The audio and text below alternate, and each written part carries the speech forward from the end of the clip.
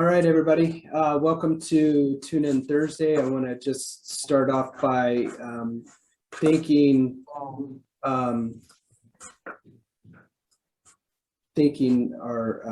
panel, Hal Sweasey of ReMax Del Oro, Mike Oliver of Coldwell Banker Premier Real Estate, and Christa Lowry of Coldwell Banker Premier Real Estate.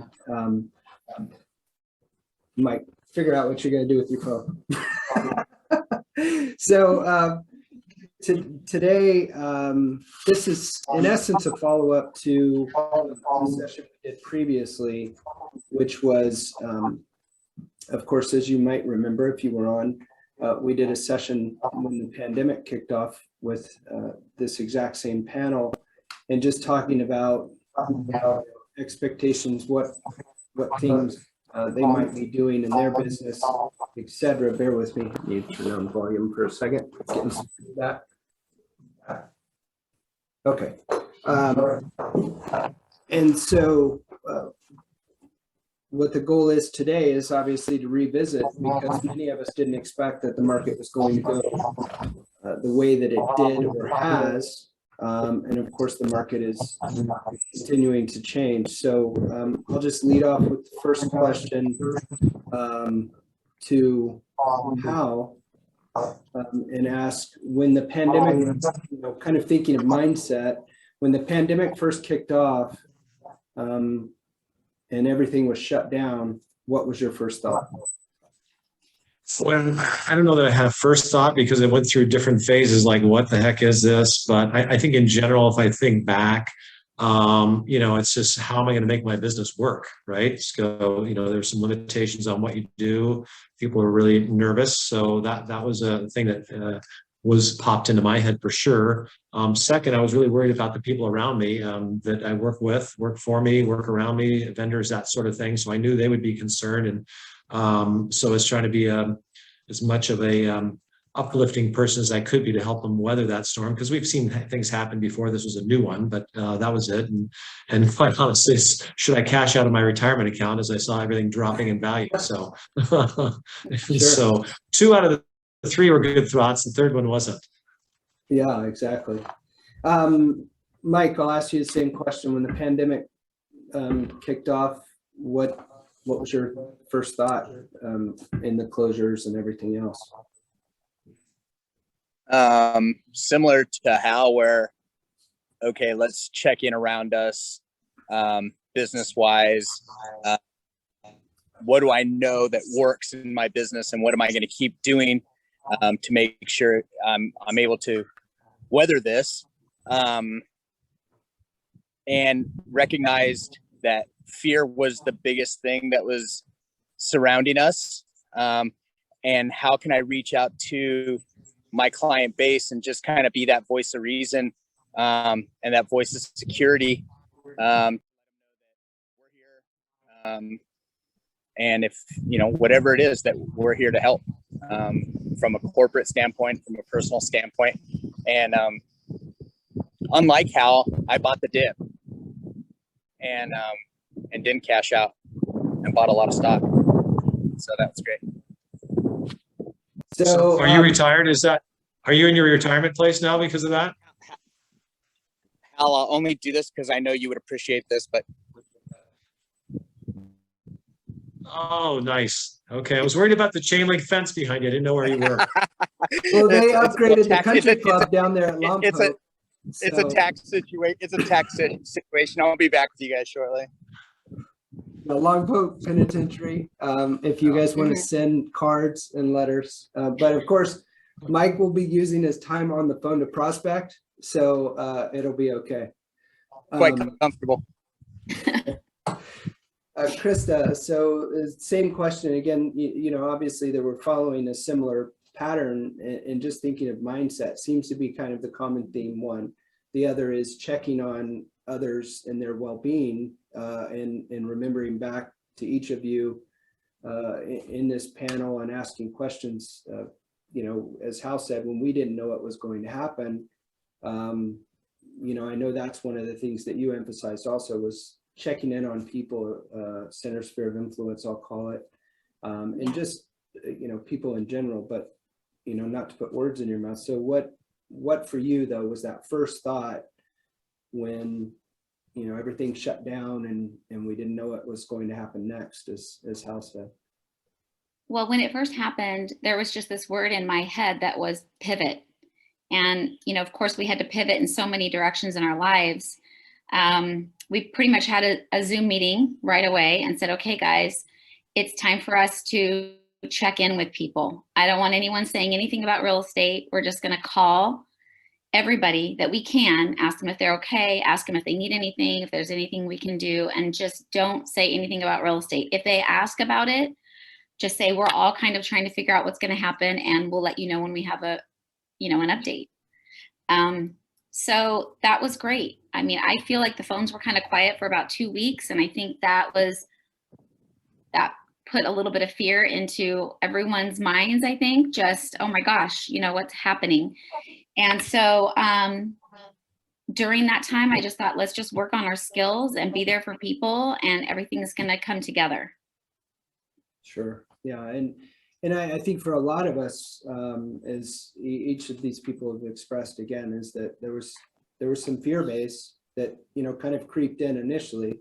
But, then it's okay, what do we do next? And I think that's a really important point to say, that although, to quote, I think Mike Ferry would say, that regardless of the market, your job stays the same essentially, but each person, kind of approaches it differently, obviously. So, Mike, what adjustments did you make to your business? I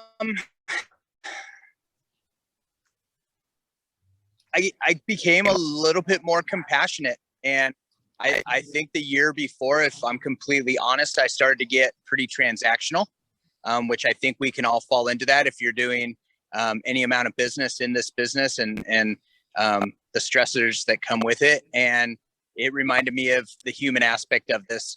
Sure, it's still business. Sure, we still have a job to do, but checking in and doing those types of things, that making sure my clients were okay.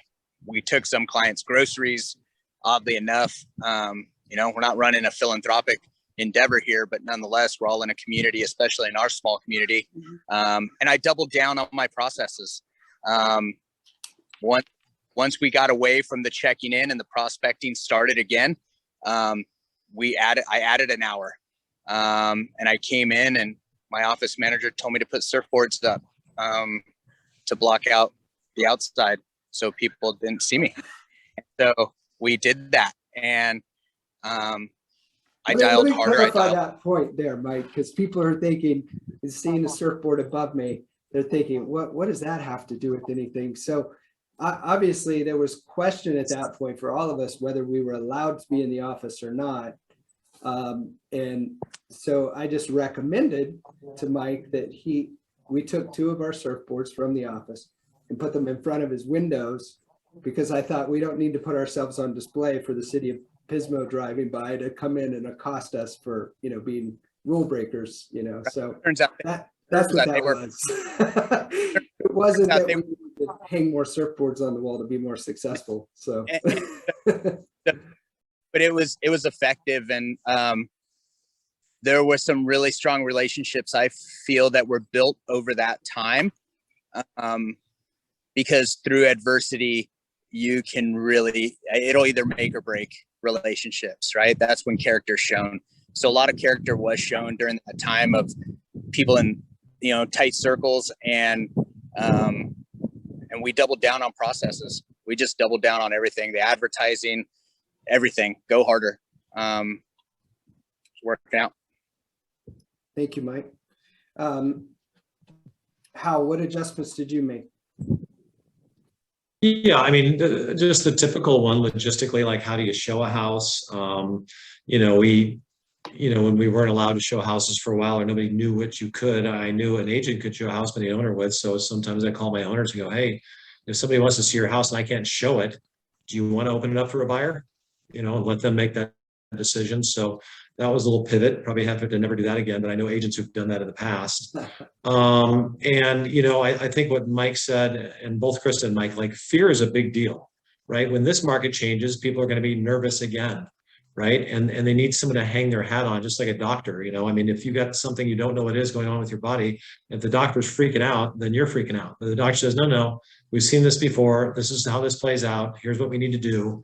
And so helping people with that fear through communication was a big deal for sure. And then I would just add, I forgot that we did bump up some marketing and some mailings and that sort of thing too, because I figured everybody else was on shrink mode. We were kind of on expand mode. So we didn't have much else to do. So it's like, okay, let's go out there and make sure we're well known. But I had a friend who called what Christa does, and we kind of did that more care calls and then customer kind of prospecting calls, you know. So I think there's a similar vein that we all probably took in that respect. Sure, thank you. Christa, same question. What adjustments did you make to your business? Okay, well, the first one was what I've already mentioned, which was calling all of our clients to check in and not talking about real estate and just being caring and loving. The next thing, we started supporting our community and becoming really community minded. So we started going around to the different businesses that were struggling. We purchased a $50 gift certificate, and sometimes they would match us, but we didn't ask them to. And we just started really trying to, and again, not saying anything about real estate, just try to support our businesses and our restaurants, and asked people to remember that they're struggling and to, you know, try to use our local services. So that was one thing. And that was really fun. And we're continuing to do that, even though things have opened up. We're just, you know, continuing to create those relationships, and it's really fun to be supporting our community. So that was a real area of growth. We had already been doing some little 30-second weekend to do posts, which we've been doing for years. But this seemed to be a lot more fulfilling to us because we were actually purchasing something and helping them financially. So that was great. Another thing, I thought, okay, I've got to show buyers and sellers that we can still sell in this market. So I did a virtual showing with a client of mine, and then I did an interview with her to show clients that we can still buy and sell property, you know. And so that was a change that we made. And then as far as listings go, we've been doing 3D tours and videos and all that for years, but we kind of stepped it up. I was doing this one form of Matterport 3D walkthrough, and we stepped it up to Matterport so that we could have the floor plan, the dollhouse floor plan. And so that was just one thing that we incorporated that we'll continue to use. And yeah, we just tried to do some pivoting as far as marketing goes. I think we really took a good hard look at our systems and made some changes. You know, sometimes as we go through the business, we're very transactional, we're busy, and we don't really sit down and look at our business and say, is this working or is this not working? And if it's not working, or we don't feel fulfilled doing it, then we're getting rid of it. And it was kind of interesting because I felt that I had started to, you know, maybe have my assistant or my runner deliver a client gift from, you know, here and there, because I felt too busy. And during COVID, I felt like I couldn't wait to deliver that. You know, I feel like I'm kind of going back to, like Mike said, not being as transactional, but just continuing to hone my skills of relationship, because really that's all that matters. So I was really thankful for that. Great, thank you. Yeah, and you know, obviously through our industry, there were a lot of things that, you know, possibly were going to get adopted. Hal mentioned, you know, the ability to not show houses. I think it might have been Hal mentioning on our previous session that he actually, or maybe it was you, Hal, I'm not sure, but I'll give you credit, that he actually had a client open all the windows, and then the people could come to the house and view the house from the outside. Does that sound familiar? Maybe Christa, I can't remember. Mike. Yeah, I mean, that's, if they're worried about people coming, like, you know, you had to be pre-qualified, you just didn't go look around. So yeah. And then, yeah, open all the windows and we'll let somebody walk the property on the outside before they walk inside. And, do whatever could happen if they walk inside. So yeah, we did that too. Sure. Yeah. And it just, as I think all of you mentioned, and just our industry as a whole, it was like suddenly, of course, this was going to be how we did everything. And then you see how quickly as things open back up, it changed back to, not even maybe before they were open back up, that we were all getting very creative as to how we could get people into properties and, et cetera, et cetera. So virtual open houses, of course, all of those things. So of the things that you changed, what's the one thing that you adapted to, pivoted to, changed to, that you decided you're going to keep, and one thing that you're going to maybe not keep? Mike, I'll start with you. I don't know that there's anything that I'll discard. It changed, this whole thing changed more than a process. It changed my state of mind, in just kind of head down and just go harder. And I'm not taking that away by any means. The doubling down on the processes, we're sticking with that. And still ramping up the advertising, the prospecting, and adding, I added another buyer's agent. And so we'll maintain that. But I don't think that there's anything that I'll discard. Okay, great. Hal, same question. Yeah, I mean, it's definitely helped us to be, we had the excuse to get like proof of funds and pre-qual and everything before we show a buyer a property. So I think a little bit of the stronger pre-qual has helped us for sure.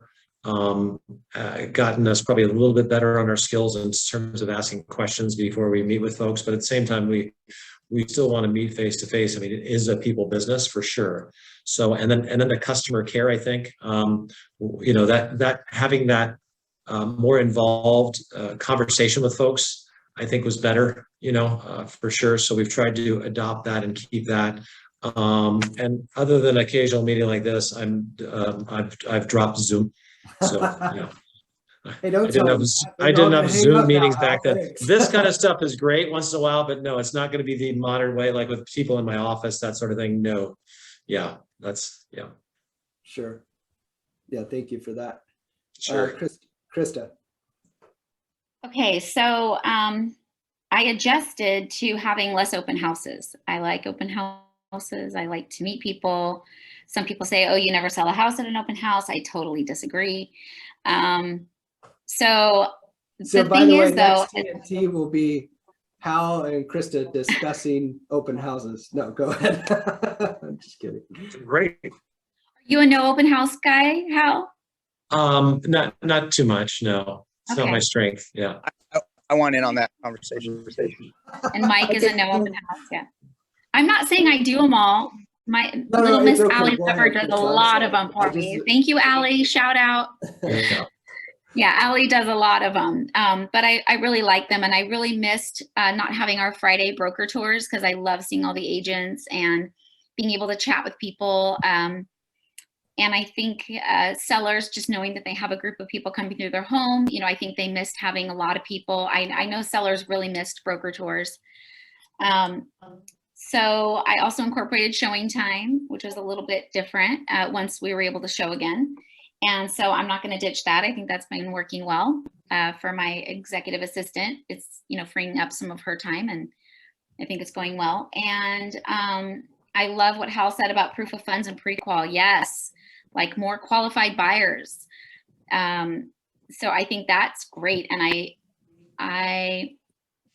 I'm not as much of a stickler as I was during that period of time, but I still really like to have proof of funds and pre-quals.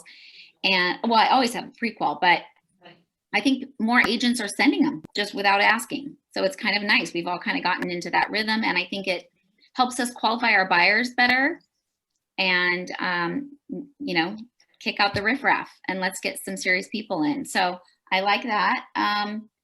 Zoom meetings, love Zoom meetings. In fact, I think that our buyer consultations have actually been boosted during COVID and doing Zoom meetings, because sometimes people are from out of the area. We can't meet with them in person, but we still want to connect with them on a relationship person to person level. And so I've loved that, and I'm going to continue doing that. In fact, booked a couple today. So I love the Zoom buyer consultation, and it's just worked out really well. I'm definitely going to continue to do Zoom walkthroughs and showings for people, because some people can't travel, or some people are still afraid to travel, things like that. So those are some of the things I'll continue to do. Great, thank you. So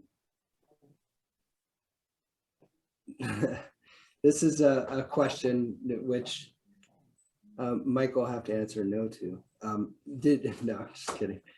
So did you continue to go into the, it's a couple part question. So did you continue to go into the office? Or an office, right? And do you continue to go in the office? Why or why not? Because, and let me explain that and kind of unpack it, right? As Hal said, you know, it became Zoom, everything. We're doing this Zoom now, obviously, because, you know, just from my perspective, obviously trying to get and share all these agents that have been very successful through the pandemic, sharing what they did to succeed with all of you. Obviously, it's much easier to facilitate this way. But Hal's exactly right, right? Is those personal connections are what our business is about. Christa said it, Mike said it. So nonetheless, what value do you see in going into an office, the office? Did you continue to go into the office? Why or why not? Mike, I'll start with you. Absolutely, yes. My wife and I sat on the corner of our bed the day this shutdown came about, and we both decided we're gonna. And she's a professional, and has her own career. We both decided that we were going to continue what we do, and we'll be responsible, but fear won't be around. And we both went into the office. I came into the office almost fanatically.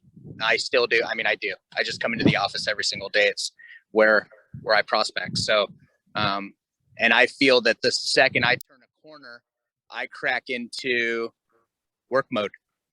There's a process, and it's like going to play a game. The second you step on the court, it's game time. And so that's my office for me. So yes, I came into the office. I think everybody should be in their office. I think everybody should be prospecting in their office. Unsolicited lead generation plug from Mike. Thank you, Mike. And you know, I would say, you know, I'm just gonna do a thank you to Mike, because personally speaking, right, again, it was, you talked about that fear base in the beginning, we don't know what's going to happen, etc. And in my position, it's like a pivot change. Oh my gosh, what's going to happen?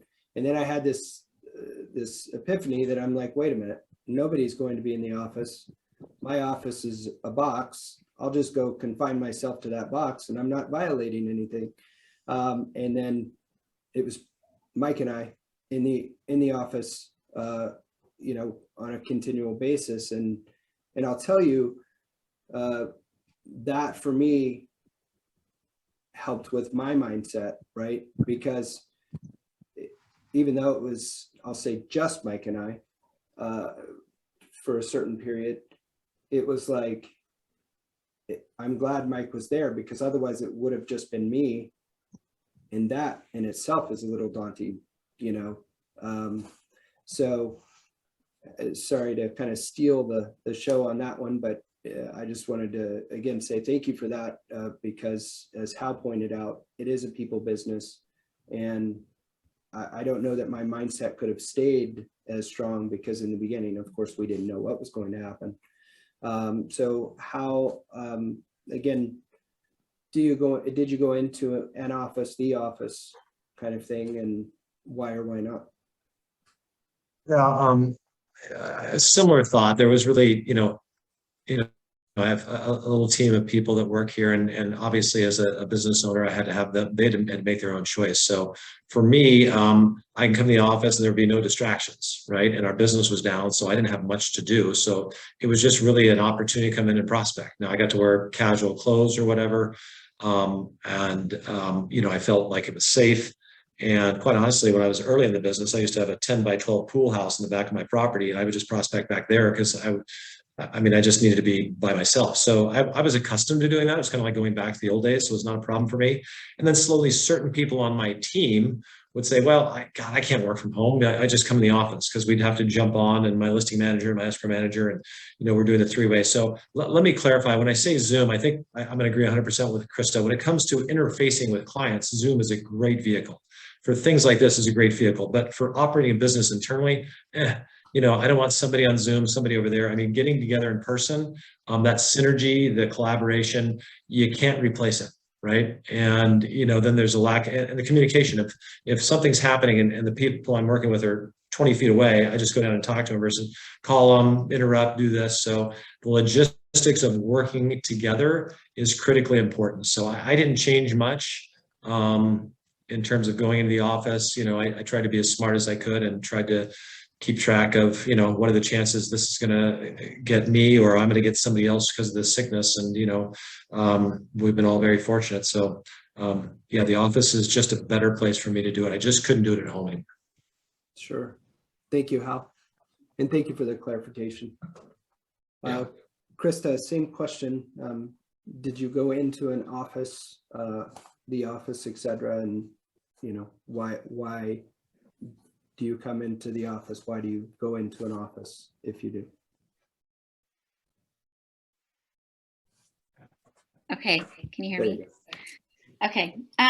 Yes, I do believe that working in an office is fantastic. I'm like Mike. I come into the office every day. It's where I feel like I can have a space that's away from my home. I'm in my office, so I'm working and trying to move my business forward.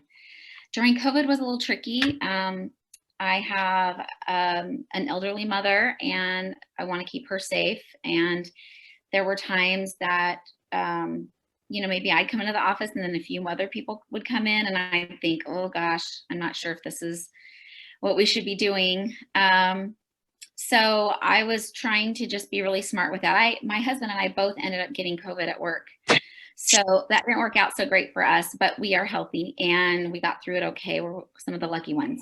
But I do believe that when you come into your office, it's a mindset. It's part of the mindset of I'm here, I'm working, and I try to keep my desk kind of small so that I can stay single-minded on what I'm doing. If my desk is too big, I have too many things going on, I get distracted. So it's really good for me to be here. I really believe that even if you're not going to meet with clients that day, getting up in the morning, having your routine, getting dressed for business, getting dressed for work, and coming into the office is really, really important. And it's amazing how many appointments you get when you set that intention. Nice. Thank you. Yeah, and obviously I emphasize that point because, again, as we alluded to, there was this idea that our industry changed. Somehow we don't need to go in the office, and I think the three of you can agree that there's not necessarily magic to the office itself. You don't walk in the office and then people pour in off the street and go, hey, I want to sell or buy a house. But as you all talked about, there's efficiencies in it, just less distractions. Maybe there are distractions in the office, that type of thing, but we have to limit those distractions, of course, ourselves. Excuse my language, but I heard a term once from one of our managers who was a successful agent, and he called it the polite asshole. That you walk into the office and hi, and you walk into your office and shut the door, so you're being polite, you're saying hi to people, you walk in the office and shut your door and get your business done. and not hang out around the water cooler type of mentality. So thank you for answering that. So for each of you, and I'll just tell you all, the audience, if you have any questions, please type it into the chat directly to me, if you don't mind. And then we'll ask those of the panel because we're going to start wrapping up. So the last question I have for each of you, I'll start with Christa, is if you could give one piece of advice for the next market, right? Because we don't know what that is yet, but we can all make our assumptions. So for the next market, what is your one piece of advice for agents or yourself that you're thinking in terms of the next market? Excuse me. Well, I think we've actually started to enter into a new market. I don't know about you guys, and we haven't really all talked about this, but I feel like we're right at the beginning of a changing market. The advice I would give would be watch carefully and listen to your gut, because a few weeks ago, you know, we were having a lot of, it was really hard to get, you know, in a multiple offer situation. We're constantly coming up with new strategies to get our buyers' offers accepted. And we've been fairly successful in doing that. However, our buyers were getting buyer fatigue a few weeks ago. And I said, hey, you know, our buyers are getting buyer fatigue. And I think this is going to start happening, you know, everywhere. And I feel like it's an opportunity for our buyers to maybe look at some things that might have been in escrow, fell out of escrow, just kind of go back and look at some other things. And anyway, we just changed up some strategies and ended up working out well for us. So I think, you know, we all have those instincts, those gut feelings. And I would say go with your gut when you feel that change coming, and try something new, try a different strategy to see if that works, and soar with eagles. Okay. I mean, I've always said that. Just find your people where you like what they do, you like the kind of business they do, and talk to them, or, you know, follow them, or, you know, follow their social media pages, or whatever you can do to gain that insight, and just continue to every day do a little something different. And, you know, it's kind of that slight edge theory, where if you do a little bit every day, in a year, you're going to have made a lot of progress. That's it. Uh-oh, you're muted, Shay. I was coughing, so I thought you guys okay. might want to listen to that. So Hal, one piece of advice you would give agents for what, you know, the next market? Yeah, it's probably true for all markets, and I think a lot of people from your great company went to the Mike Ferry event, and we all get different things from that. But for me, mindset was the main thing. So it's not a one day or one time or one market kind of thing. It's an everyday deal. So whatever you can do to strengthen your mindset, as Christa said, you know, associating with people that are doing things that you'd like to be doing, reading good books, watching good videos, you know, whatever it takes. But I would say always be working on your mindset regardless, because the market's always going to change one way or the other, you know, and it's not either good or bad. It's just the way it is. You know, it's great for sellers. Now it's, you know, and not so good it's tougher for buyers, and it's gonna be better for buyers and tougher for sellers.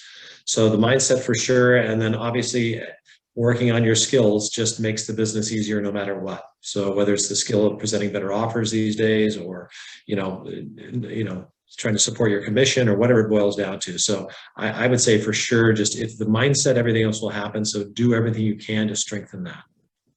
Thank you, Hal. Yeah, You're welcome.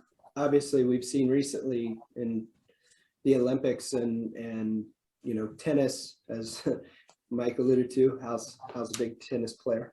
And so we've seen this whole highlight of really mindset when you think about it. I mean, much more than that, mental, you know,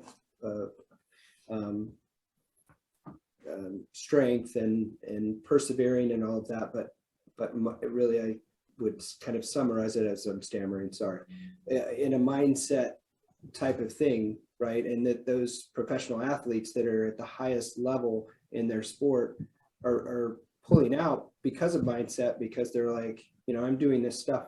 Well, in the particular, of course, Simone Biles, that she's like, I could break my neck doing this, you know, and I'm mentally not there. You know, and that's an extreme, obviously, because, you know, what we might trip on some stairs. But, you know, obviously going into the challenges of our business, dealing with clients, other agents, et cetera, as Hal said, that's a great point about mindset and just the struggles that we go through personally. So thank you, Hal. Mike. I think, well, I know these two professionals that preceded me wrapped it up and very nicely, and there's not a lot I can add. And I agree 100% with both Hal and Christa in what Christa said really resonates as well. And it's so true. And the older I get, the harder it is to adapt to new things. That might just be me. But I think that the necessity to do so and to have some self-reflection, to have some people around you that will be honest with you if you're off track, if you're making an error that maybe you don't see, but you've allowed those people the license, if you will, to correct you. I have that.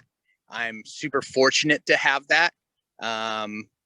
And it goes a long way in developing as a professional in this industry, because we do have to adapt. And Hal nailed it. It's in 90 days, it's going to be a new market. In 30 days, it's going to be a new market. It's always a new market. We're always changing. What we just went through and are going through is bizarre, to say the least, and very, very hard to get your head around, but it is where we are. And it's probably not going away. And so stealing your mind, however that is that one does it, and keeping your mind fresh. I remember Mike Ferry told me something early on. He said, tomorrow starts the night before. And man, I took that to heart, because tomorrow starts the night before. So what are you doing tonight? Because tomorrow's tomorrow morning. And so staying sharp, staying on point.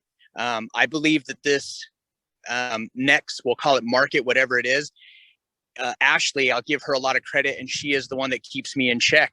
And I fear Ashley sometimes. So Ashley, if you're listening, it's a good fear, sis. But she has the ability and the license, and we've been friends for 12 years. So not only are we business partners, but we're dear friends, and the ability to correct me when I'm wrong or when I'm out of line. And sometimes it sucks, but that's that. But she said something a few months back, and she nailed it. I think that this next phase is going to be the reputation phase. And so what is your reputation? What is your reputation in this community, in our industry? What is that? And I think we should guard that with our lives. And I believe that this pandemic, the onset of it, was the opportunity to, like Christa said, pivot in every way. I mean, it's a fresh start for a lot of people. And so, yeah, I think guarding our reputation, stealing your mind, and just being prepared tomorrow starts the night before. Thank you. Yeah, and Mike makes a great point of accountability, you know, and in dealing with mindset, of course, but accountability is such an important thing, in having that support system. You know, Hal has it, Mike has it, Christa has it. In terms of your business and succeeding, you have to have that accountability in your business, because of course in real estate and as agents, you cannot show up and someone may or may not say anything to you. And so, and then of course, stepping back to the mindset point, that you have somebody to help you through our pitfalls in our business, et cetera. And then, you know, I would add to that, you know, not being attached to the outcome, which is very hard in our business. And something, of course, that these three people do at a high level, because, you know, when you're doing the number of transactions that they are, you know, you can't do that and be attached to every, you know, you can't not have a strong mindset and do what they do. So, anyone have any specific questions? We have a few minutes before we're going to wrap up. Mike's arm's about to fall off holding his phone. That'll teach him.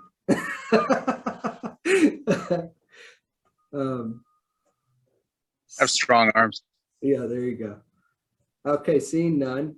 I just want to thank again the panel, Hal Sweasey, Mike Oliver, Christa Lowry. I want to thank you all for being on today, taking time out of your busy schedules. No, and let me highlight a point. Especially Mike. Sorry, Yeah. you know, the interruption of your tennis game. And let me highlight a point, actually. So Mike committed to, and this is something, right? Our mindset usually is, let me take, you know, generally speaking, Saturday, Sunday off, you know, that type of thing. Well, Mike committed to taking Thursdays off. And he had a client walk in yesterday. Anecdote, sorry. He had a client walk in yesterday. I thought it was Thursday. And I'm like, oh yeah, Mike doesn't come in the office today, you know, but he's working, I can assure you. And then Ashley I heard looks you at say me. that. Ashley looks at me and goes, Shay, that's tomorrow. And I'm like, oh my gosh. So anyway, hopefully you connected with him, Mike. So I apologize. I But did, and we're listing his property today at 4. Nice, congratulations. You're welcome. And to Well, clarify, Yeah. we're taking Thursdays off. My wife and I had a little baby boy, so I better get back to that. Yeah. Go be a dad. Yeah, man. Well, thank you all for being on. Take that Have a one great chance. week. Thank you, guys. Thanks, Bye, Thank guys. you. Bye. Have a great day. Thank Bye, you. guys. Good to see you, Hal. Thank you. You too, Krista. Good job. Thanks, Shay. Thank you.